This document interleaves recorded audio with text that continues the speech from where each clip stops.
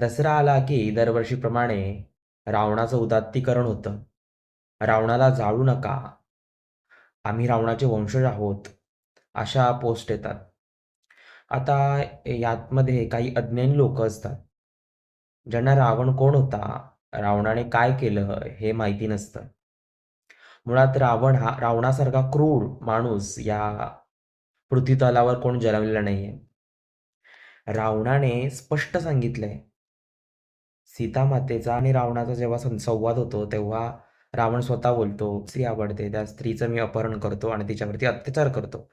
असं तो स्वतःहून बोलतो. रावणासारखा क्रूर माणूस हा या जगामध्ये जन्मलेला नाहीये. त्याच्यामुळे रावणाला जाळणंच योग्य आहे.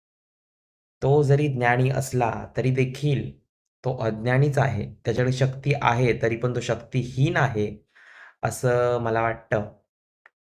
तर असुर हे बरेच असुर असे जन्माला आले. मात्र ते असुर हे बुद्धीने कमी असल्यामुळे त्यांना वरदान कसं मागावं हे कळत नव्हतं.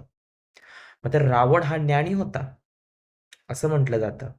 तरी देखील तो अज्ञानासारखा वागत होता.